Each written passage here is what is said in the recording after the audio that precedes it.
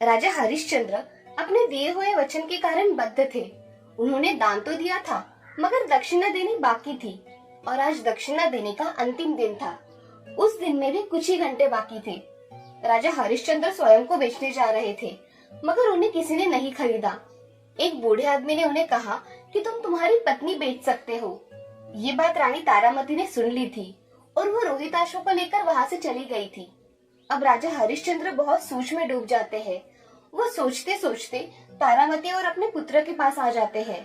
तभी रानी तारामती हरिश्चंद्र से, महाराज, आप बड़ी चिंता में दिखाई दे रहे हैं। आप जिस काम के लिए गए थे वो संपन्न नहीं हुआ क्या? नहीं तारामती। आपको कोई नहीं खरीदेगा, परंतु आपके पास बेचने के लिए एक चीज और भी है। तुम्हारे कहने का क्या तात्पर्य है? मुझे तो कुछ समझ में नहीं आ रहा। आपके पुत्र को जन्म देकर मैंने पत्नी का धर्म पूरा कर दिया। आप मुझे बेचकर अपना ऋण चुका दीजिए। तारामती, ये तुम क्या कह रही हो? मैं पत्नी को कैसे बेचूं? सत्य मनुष्य से अधिक मूल्यवान है। आप सत्य की रक्षा कीजिए। मुनिवर की बात याद है ना? और आज का समय भी समाप्त हो रहा है। अब मुझे बेचकर ऋण चुका सकते हैं। राजा हरिश्चंद्र तारामती की बात सुन निरुत्तर हो गए और तारामती की बात मानकर हरिश्चंद्र तारामती को बाजार लेकर गए और नीलामी के चबूतरे में जाकर खड़े रहे। बहुत से लोग वहाँ खड़े हुए। तभी हरिश्चंद्र, क्या घरेलू कामकाज के लिए कोई स्त्री खरीदनी है किसी को? मैं मेरी पत्नी को बेचना चाहता हूँ। ऐसा कहकर हरिश्चंद्र चुप हो गए। उनका मन दुख से भर गया। एक आदमी इतनी भीड़ में हरिश्चंद्र से, अरे तुम कैसे आदमी हो जो अपने पत्नी को बेच रहे हो? मैं मनुष्य रूप में पिशाच हूँ। मैं वही करूँगा जो मुझे करना चाहिए। ऐसा कहकर वो फिर से लोगों से कहने लगे। तभी एक ब्राह्मण तारामती को खरीदने के लिए राजी हो गया। मैं इसे खरीदूंगा। आप इससे क्या काम करवा लेंगे?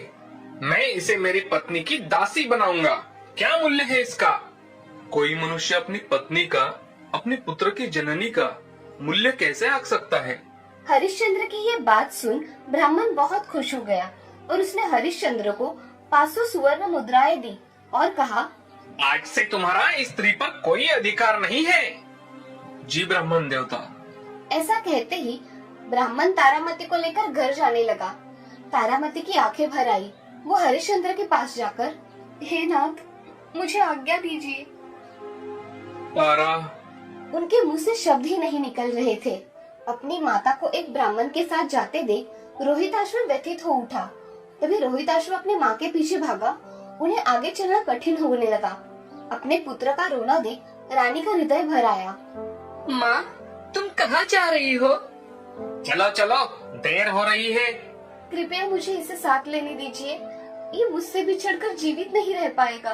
तारावती की ये बात सुन ब्राह्मण बहुत प्रसन्न हुआ। उसने बालक का भी मूल्य चुका दिया। ये लो, ये 250 स्वर्ण मुद्राएं। मैं इस लड़के को भी खरीद लेता हूँ। पुत्र भी खरीद लिया। ब्राह्मण हरिश्चंद्र की पत्नी तारामती और पुत्र को लेकर जा रहा था और हरिश्चंद्र लाचार खड़े देख रहे थे। तभी हरिश्चंद्र मन में, अब मेरे जीने का कोई प्रयोजन नहीं है, केवल अपना ऋण चुकाना है। वो ऐसा मन में सोच ही रहे थे। तभी मुनिवर वहाँ आ जाते हैं। अब मैं ऋण मुक्त हो जाऊंगा। अब तो दक्षिणा दोगे ना? दिन पूरा हो रहा है। जी हाँ। हरिश्चंद्र उनके सामने थैली खोलकर रख देते हैं। बस इतना ही? ये तो बहुत कम है। 250 स्वर्ण मुद्राएं और देनी होगी।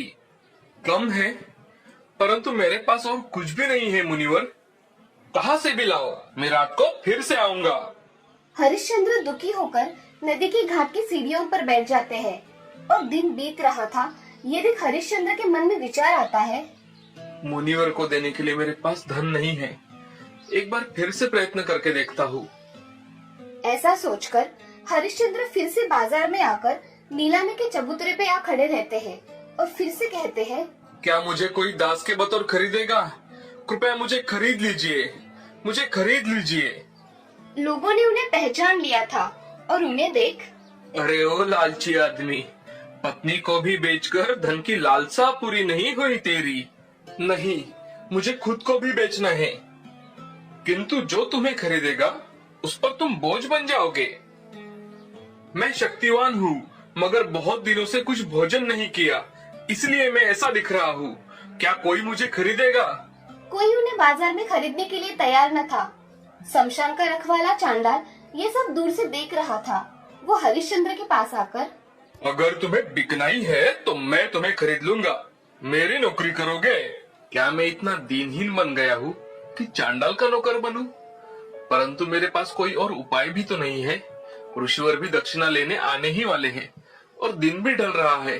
तुम्हें मुझे 250 स्वर्ण मुद्राएं देनी होगी। ठीक है, दे दूंगा, तुम मेरे साथ चलो।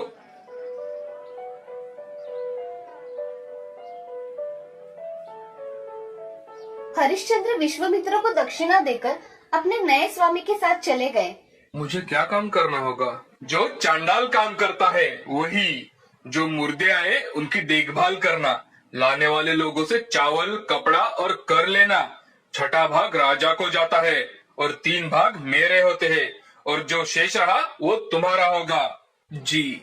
ऐसा कहकर हरिश्चंद्र वहाँ की झोपड़ी में रहते हैं और दूसरे दिन एक प्रेत शमशान में आता है।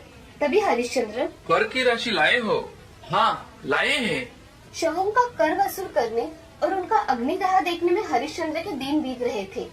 उस स्थान और आग की लपटों के प्रभाव से उनकी आकृति ही बदल गई थी। अब कोई उन्हें पहचान भी नहीं सकता था। जब उन्हें अपनी पत्नी और पुत्र की याद आती तो वे उदास हो जाते थे। ऐसे ही दिन बीत रहे थे। इधर रानी तारामती दिन रात ब्राह्मण के घर काम करती थी। एक दिन रोहिताश्व रानी के पास रोता हुआ आया। क्या हुआ? तुम रो क्यों रहे हो बेटे? माँ, मैं उनके कमरे में खेल रहा था, इसलिए ब्राह्मण ने मुझे मारा। जाओ, बाग में जाकर खेलो। जाता हूँ माँ। ऐसा कहकर रोहिताश्व बाग में खेलने को गया और इधर रानी दिन भर काम करके रात को जब सोने के लिए गई तो उसे रोहिताश्व कमरे में दिखाई नहीं दिया। वो दिया लेकर रोहिताश्व को देखने निकली। तभी सभी घर छान मारा, मगर रोहिताश्व कहीं नहीं मिला। तभी उसे याद आया कि उसने ही कहा था कि बाग में जाकर खेलो। मेरा पुत्र बाग में होगा। तारामती बाग में देखने गई तो रोहिताश्व पेड़ के नीचे सो गया था। ये देख तारामती उसके पास गई और उसको उठाने लगी। तभी, इसका शरीर तो ठंडा है, ये निशान कैसा है? मेरे बेटे को सांप ने काट लिया। उसकी आंखों में आंसू आने लगे। वो बेटे का शव लेकर घर में आई और ब्राह्मण को जगाया। मेरा पुत्र मर गया है, इसका क्रियाकर्म करने के लिए मुझे कुछ पैसे दीजिए। ऐसा? तुम्हें 2 वक्त की रोटी देते हैं, वो क्या कम है? रानी ने एक शब्द भी नहीं कहा और बेटे का शव लेकर शमशान चली गई। शमशान के द्वार पर चांडाल ने उसे रोका। क्या चाहिए? घूंघट से ढका हुआ रानी का चेहरा हरिश्चंद्र को दिखाई नहीं दिया। क्या तुम चावल और कर का पैसा लाई हो? नहीं। तभी हरिश्चंद्र की दृष्टि शव के मुख पर पड़ी। वो सुन्न हो गया। ठहरो, बालक का मुख तो राजकुमारों जैसा है। ये कौन है? ये राजकुमार ही है, हरिश्चंद्र का पुत्र है। क्या कहा तुमने? मेरा पुत्र? मेरा पुत्र? तारामती वो जाना पहचाना स्वर सुनकर उस दाढ़ी वाले चेहरे को ध्यान से देखने लगी और कहती है, आप इतने दुखी क्यों हुए? मुझे अपना मुख दिखाइए मेरे स्वामी। हाँ, मैं वही अभागा हूँ, परंतु कपड़ा और चावल तो तुम्हें देने ही होंगे। मेरे पति कभी राजा थे, आप चांडाल है। आप अपने पुत्र की क्रियाकर्म पे भी कर लेंगे। तारामती, मुझे कर लेना ही होगा। अपने मालिक का कर मैं नहीं छोड़ सकता। मगर मेरे पास कुछ भी नहीं है। कर नहीं तो उसके बदले में अपनी आधी साड़ी फाड़ कर दे दो। तब तो मेरे पास तन ढकने के लिए पर्याप्त कपड़े भी नहीं रहेंगे। क्या ये कर आवश्यक है? हाँ, ये मेरे स्वामी का कार्य है, मुझे कर लेना ही होगा। तारामती अपनी साड़ी दे रही थी, तभी एक जोर से आवाज हुई। उन्होंने उस ओर देखा तो चांडाल खड़ा था। हरिश्चंद्र, तुम्हारी परीक्षा पूरी हुई। कैसी परीक्षा? चांडाल के उत्तर देने से पहले ही वहाँ एक दिव्य घटना घटी। देवता स्वर्ग लोक से उतर आए और इंद्रदेव आगे आए। हरिश्चंद्र, हम सत्य के प्रति तुम्हारी निष्ठा की परीक्षा ले रहे थे, तुम उसमें सफल रहे। देवराज, ये कैसी परीक्षा है? कि मेरा पुत्र ही चल बसा। इंद्र इस पर सिर्फ मुस्कुराए और हरिश्चंद्र रोहिताश्व के शव को देखने लगे। तभी रोहिताश्व खड़ा होकर मुस्कुरा रहा था। हरिश्चंद्र ने उसे गले लगा लिया और तभी विश्वामित्र वहां आकर, हरिश्चंद्र, मैंने ऐसी कठिन परीक्षा ली, इसके लिए मुझे क्षमा कर दो। मुनिवर, मैं तुम्हें वापस अयोध्या ले जाने आया हूँ। मुनिवर, मैं आपके साथ नहीं आ सकता, मैं चांडाल के हाथों बिक चुका हूँ। नहीं हरिश्चंद्र, तुम स्वाधीन हो।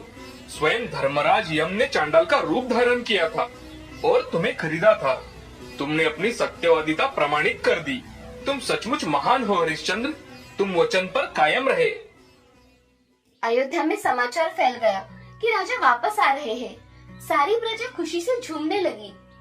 क्या तुमने सुना? महाराज वापस आ रहे हैं।